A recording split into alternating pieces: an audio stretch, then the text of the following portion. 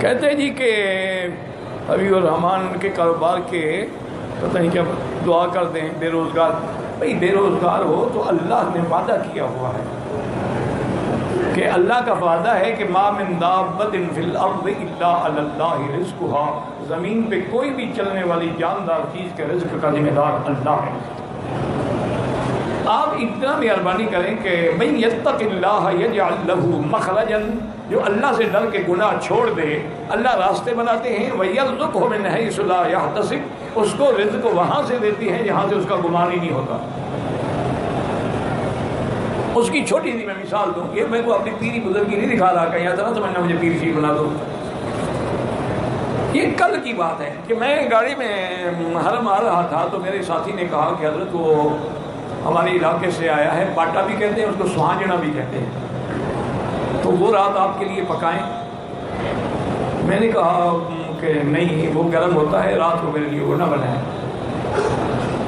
اچھا اس کے فوراً بعد میں نے کہا یار وہ یہ سہانجنا تو پھر بھی مل جاتا ہے, کچنال نہیں آتی.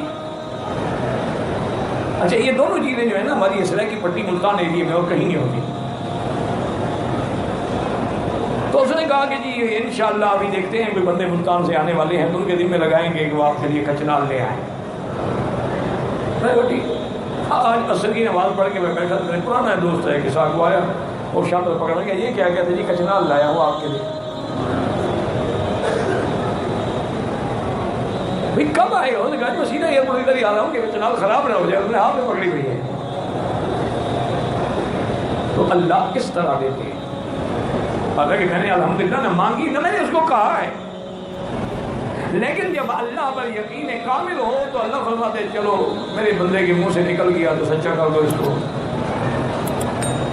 تو اس لیے دو باتیں یاد رکھیں, ایک گناہ چھوڑ دو, جب تک گناہوں میں رہو گے کبھی نہ اطمینان قلب ہوگا نہ رزق حلال ہوگا. اور ہمیشہ دیکھو نا, آگ ہو, آگ پر پیٹرول ڈالو, آگ بڑھے گی, کم تو نہیں ہوگی نا. یہ آپ کا جو حسینوں سے عشق بازی ہے نا, اس سے آگ بڑھتی ہے, ٹھنڈی نہیں ہوتی. پیشاب سے کبھی کپڑا نہیں دھویا جاتا. آپ توبہ کریں, گناہ چھوڑ دیں, اور استغفر اللہ الذی لا الہ الا هو الحی القیوم واتوب الیہ, یہ 2000 دفعہ روزانہ پڑھیں. ہر نماز کے بعد 2 تسبیح پڑھ لیں, مشکل کیا ہے. انشاءاللہ آپ دیکھیں کہ آپ حیران ہو جائیں گے کہ رزق کہاں سے آئے. اسی طرح ایک صحابی فرماتے ہیں کہ میں بڑا ہی اداس تھا, غمگین تھا, پریشان بیٹھا تھا کہ حضور پاک تشریف لائے. فرمایا کیا بات ہے, کیوں غمگین؟ انہوں نے کہا حضور ایک تو قرضہ بہت ہو گیا ہے اور وسائل رزق بھی نہیں رہے ہیں کہ میں کب آ کے قرض ادا کروں. آپ نے فرمایا اللہ کے بندے یہ کیا مشکل ہے, میں تمہیں ایک دعا بتلاتا ہوں, پر اس کو یاد کر لو.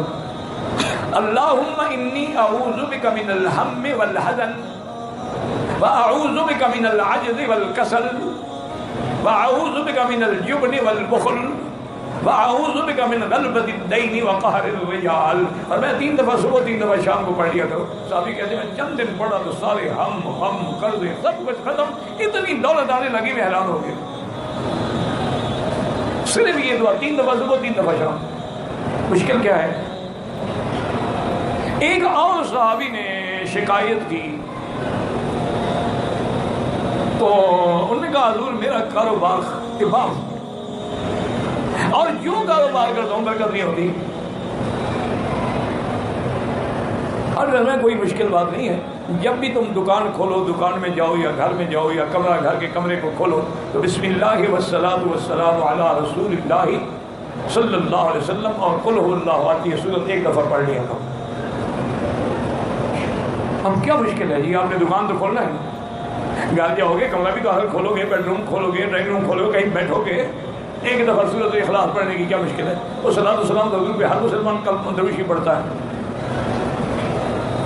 اس نے کہا جی اللہ نے میرے رزق میں ایسے برکتیں ڈالی کہ میں مٹی کو ہاتھ لگاتا تھا اور سونا بن جاتا. وہی رزق تو مل سکتا ہے لیکن تم نہ لینا چاہو تو تمہاری مرضی. تم کہتے ہو کہ میں عقل سے کماؤں, انما اوتیتہ علی علم عندی, تو قارون نے کہا تھا, نتیجہ کیا نکلا فخسفنا بہ وبدارہ الارض. اللہ نے فرمایا اس کو بھی, اس کی جائیداد کو بھی زمین میں دھنسا دو. حضرت نے فرمایا یتجلجل بہا الی یوم القیامہ, ایسے دھنسا جائے گا قیامت تک. کبھی وہ کہتا تھا میرے پاس علم ہے، میں نے ایسے دولت کمائی، خدا نے مجھے تھوڑی دی. جیسے آج کل لوگ کہتے ہیں یار تم غریب ہو، تم جانتے کیوں نہیں، ان پہ ٹریک ہی نہیں آتے کمانے کے. باقی تمہاری